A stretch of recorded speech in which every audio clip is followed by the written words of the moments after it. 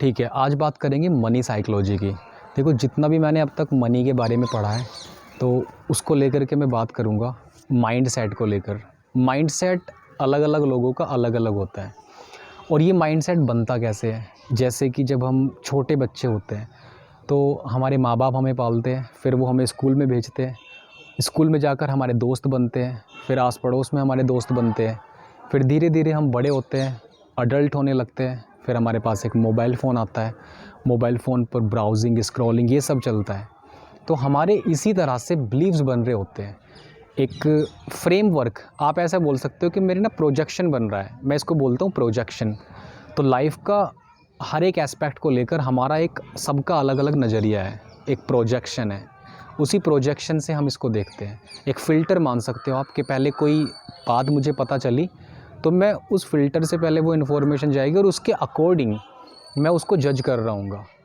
ठीक है? तो आज मैं उसी बारे में बात करूँगा और सिर्फ मनी को लेकर बात करूँगा। तो जब हम छोटे होते हैं तो हमने कई बार, अगर मेरी तरह आप फॉर्च्यूनेट मतलब अनफॉर्च्यूनेट हो, जैसे कि भाई जब मैं छोटा था तो मुझे तो बहुत ज़्यादा पैसों की अबंडेंस दिखी नहीं थी।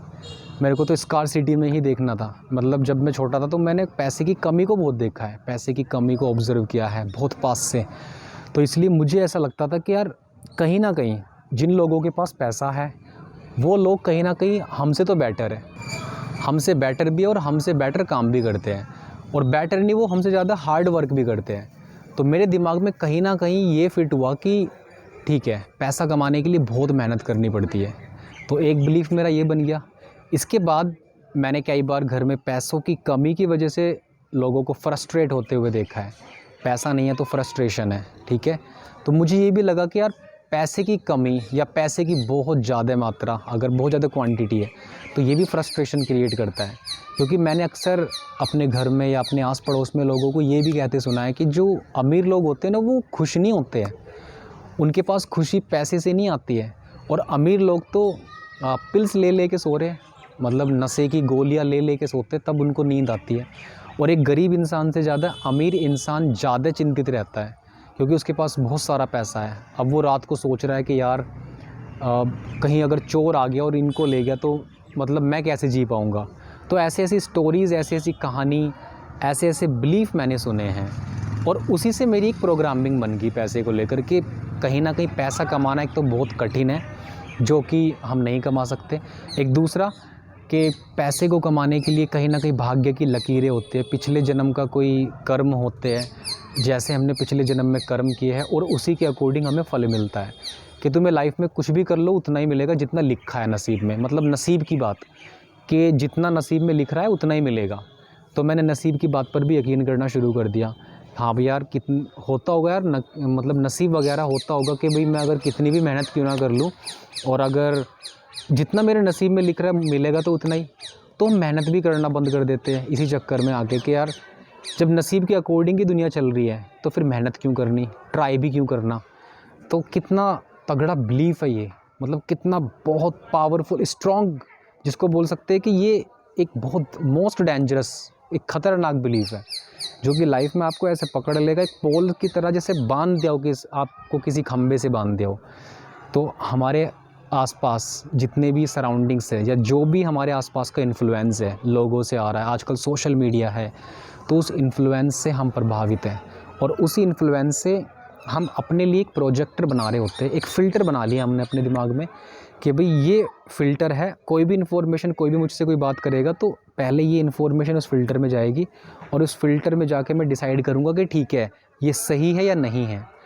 अगर कल आकर मुझसे कोई ये कहता है, और मैं अपने पुराने बिलीफ सिस्टम में जी रहा हूँ कि तुम एक काम करो, तुम बाहर शहर में चले जाओ और वहाँ कोई जॉब कर लो ढंग की, और पैसे कमाना शुरू करो, फिर धीरे धीरे बिज़नेस में शिफ्ट हो जाना, या फिर कोई बिज़नेस शुरू कर लो। तो पता है मेरा दिमाग तुरंत क्या कहेगा इस बात को सुनकर, जो मेरा प्रोजेक्शन है वो एकदम से ये रिफ़्लेक्ट करेगा कि यार, जब नसीब में नहीं, मतलब जितना नसीब में लिखा होगा तो वो आ जाएगा, और जब नसीब में ही नहीं लिखा है तो मैं कोशिश भी क्यों करूँ, मैं शहर क्यों जाऊँ, मैं कोई स्टार्टअप क्यों करूँ। तो देख रहे हो आप, सिर्फ एक ही बिलीफ ने मुझे कितने अच्छे कामों को करने से रोक रखा है, और इसी तरह के बिलीफ न जाने कितने हमारी लाइफ में भरे पड़े हैं। और सिर्फ मैंने एक ही एरिया की बात की है, मनी माइंडसेट की।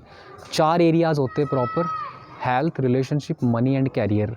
तो हेल्थ के बारे में भी बहुत सारे बिलीफ हो सकते हैं। ये तो बीमारी ऐसी है कि ठीक ही नहीं होती है, या इस बीमारी को ठीक होने में तो कम से कम 5 साल लगते हैं, या फिर इसको ठीक होने में तो बहुत सारा पैसा लगेगा, एडमिट कराना पड़ेगा। ठीक है, तो कितने सारे बिलीफ हैं हेल्थ को लेकर के भी। या फिर जिम ज्वाइन करने के लिए तो बहुत सारा पैसा चाहिए, कंसिस्टेंसी चाहिए, और अगर जिम ज्वाइन कर रहे हो तो बहुत कुछ खाने के लिए भी चाहिए। मतलब एक नेशनल लेवल का जो एथलीट है, ऐसा हमारा माइंडसेट बनाया जा रहा है। अगर किसी को एक मॉडरेट लेवल पे जिम करनी है कि ठीक है मैं अपने आप को फिट रखना चाहता हूँ, पहली बात तो लोग जिम को कैसे देख रहे हैं वो भी हमें सिखाया गया है। जो सोसाइटी में मैंने बिलीव्स पकड़े हैं कि अगर तुम जिम में जा रहे हो ना तो खाने के लिए बहुत कुछ चाहिए तुम्हें, और जिम में जाने के बाद तुम्हें ये चीज़ करनी पड़ेगी, ये नहीं करना पड़ेगा, या फिर इतना प्रोटीन होना ही चाहिए। अगर किसी को एक नॉर्मल हेल्दी बॉडी चाहिए, ठीक है, आपका साइंस क्या, मतलब साइंस क्या कहता है हेल्थ को लेकर, तो अगर वो साइंस ही ठीक नहीं है, मैं तो साइंस की तरह से देखता हूँ इसको कि अगर साइंस ही ख़राब है तो साइंस के अकॉर्डिंग क्या है कि अगर मैं जिम में जा रहा हूँ तो मेरे माइंड में कुछ ऐसे स्ट्रेस रिलीजिंग हार्मोन निकल रहे हैं कि जो मेरे स्ट्रेस को कम करेंगे। अब बहुत लोग जिम ज्वाइन करते ये सोच कर के ठीक है भाई मैं जिम ज्वाइन कर रहा हूँ ना तो मेरे को बॉडी बनानी है, मसल्स बनाने हैं और लोगों को शो ऑफ़ करना है। अगर लोगों को शो ऑफ़ करूँगा तो ठीक है गर्ल्स अट्रैक्ट होंगी, ये भी एक माइंड सेट है। किसी का माइंड सेट हो सकता है कि मुझे ट्रेनर बनना है, किसी का माइंड सेट हो सकता है कि मुझे अपनी एक जिम खोलनी है इसलिए मेरे को जिम ज्वाइन करना है। मेरा माइंड सेट एकदम सिंपल है कि ठीक है अगर मुझे जिम ज्वाइन करनी है तो साइंटिफिक बेनिफिट क्या है इसके, और साइंटिफिक तो इसलिए आपको आइडेंटिफाई करना है इन बिलीव्स को, और इन बिलीव्स को पहचान कर अपनी लाइफ से पूरी तरह से निकालना है। जब आप पता कर लोगे कि कौन कौन से बिलीफ है जो आपको रोक रहे हैं, तब आप लाइफ में ज़्यादा बेटर कर पाओगे।